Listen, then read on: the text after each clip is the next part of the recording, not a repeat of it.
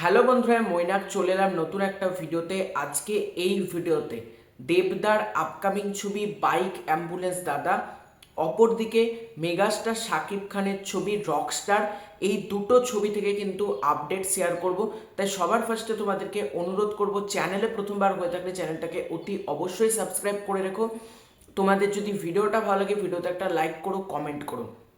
প্রথমেই আমরা যদি মেগাস্টার শাকিব খানের ছবি রকস্টারের আপডেটে আসি, সেটা হচ্ছে তোমাদেরকে গতকাল আমি জানিয়েছিলাম রকস্টার ছবিতে কিন্তু আমরা তানজিয়া জামান মিথিলাকে দেখতে পাবো মেগাস্টার শাকিব খানের অপোজিটে। এছাড়াও পাকিস্তানের অভিনেত্রী হানিয়া আমির এই ছবিতে থাকতে পারে। কিন্তু লেটেস্ট যেটা আপডেট, পাকিস্তানের কোনো অভিনেত্রী কিন্তু এই প্রজেক্টেও থাকছে না। শোনা যাচ্ছে দুটো নায়িকার মধ্যে একজন তো, মানে আজকের রিসেন্ট আপডেট যেটা, সেই ওয়াইজ তোমাদেরকে বলছি, সেটা হচ্ছে একজন নায়িকা তো তানজিয়া জামান মিথিলা তো থাকছেই, তার পাশাপাশি কিন্তু তোমার আর একজন নায়িকা হিসেবে থাকতে চলেছে বাংলাদেশেরই সাবিলা নূর, যার সাথে মেগাস্টার শাকিব খান অলরেডি তাণ্ডবে স্ক্রিন শেয়ার করেছে। এবং সাবিলা নূর সে কিন্তু একজন ভালো অভিনেত্রী।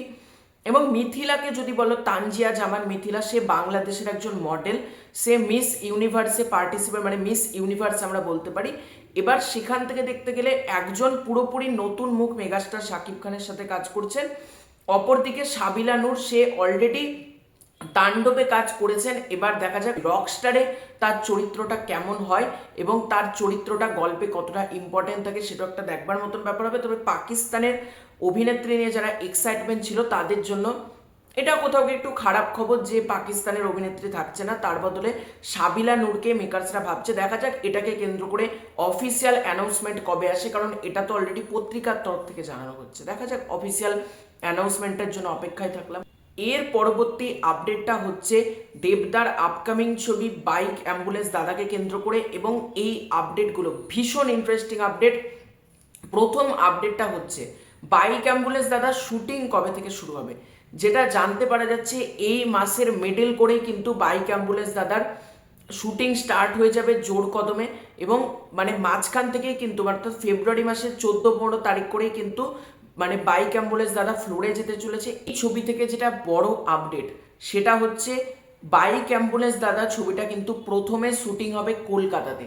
কলকাতাতে এই ছবির কিন্তু ম্যাক্সিমাম পোর্শনের কাজ হবে।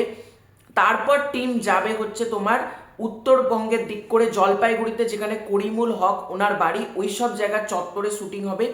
এছাড়াও দিল্লিতে এই ছবির কিন্তু বেশ কিছু কাজ আছে এরকম শুনতে পারা যাচ্ছে, কারণ এই ছবিতে পদ্মশ্রী পাওয়ার ওই মুহূর্তটাকে কোথাও গিয়ে মেকার্সরা চাইছে দিল্লিতে গিয়ে শুটিং করতে। দেখা যাক দিল্লিতে ছবিটার কাজ হয় নাকি, যদি না হয় সেক্ষেত্রে কলকাতাতেই হয়তো সেট ফেলে একটা তৈরি করা হবে। তবে আমার মতে দিল্লিতে শ্যুট করাই কিন্তু বেস্ট হবে।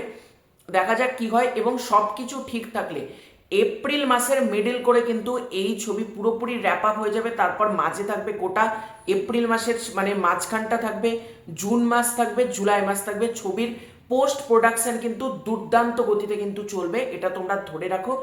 এবং যেরকম গতিতে দেবদা প্ল্যানিং করছে, মানে সুন্দরভাবে কিন্তু পোস্ট প্রোডাকশন হবে। এছাড়াও বাইক অ্যাম্বুলেন্স দাদা থেকে যেটা আরও আপডেট, করিমুল হক ওনার স্ত্রীর চরিত্রে কিন্তু আমরা খুব সম্ভবত রুক্মিণী মৈত্রকে দেখতে পেতে চলেছি। এটা আজকে অনেকগুলো ট্রাস্টেবল সোর্স থেকে কিন্তু জানতে পারা যাচ্ছে। এবং অঙ্কিতা মল্লিক দেখা যাক সে কোন চরিত্র প্লে করে, সে কি হসপিটালের কোনো নার্সের চরিত্র নাকি অন্যান্য কোনো হয়তো পেশেন্টের চরিত্র, কোন চরিত্রে আমরা তাকে দেখতে পাই সেটা একটা দেখার মতন ব্যাপার হবে। এবং বাইক অ্যাম্বুলেন্স দাদা এই ছবিটা কিন্তু অনেকটা বড় স্কেলে মানে শুটিং হবে এরকমই কিন্তু জানতে পারা যাচ্ছে। অর্থাৎ বড় স্কেল মানে বলছি বিভিন্ন লোকেশনে শুটিং করা হবে। এবং এই ছবির গানের দায়িত্বে কিন্তু থাকতে চলেছে নীলায়ন চ্যাটার্জিকে কিন্তু এই ছবিতে তোমরা গানের দায়িত্বে দেখতে পাবে। দেখা যাক, ছবিটা নিয়ে আমি খুব এক্সাইটেড। স্বাধীনতা দিবসে ছবিটা আসছে এবং এই ছবিটা একটা হিস্ট্রি ক্রিয়েট করবে। তোমাদের এই পুরো এন্টার বিষয়টাকে নিয়ে কি মতামত কমেন্ট করে জানিও। চ্যানেলে প্রথমবার হয়ে থাকলে চ্যানেলটা সাবস্ক্রাইব করে দাও। খুব শীঘ্রই দেখা হচ্ছে নতুন কোনো ভিডিওতে, ততক্ষণের জন্য বাই বাই।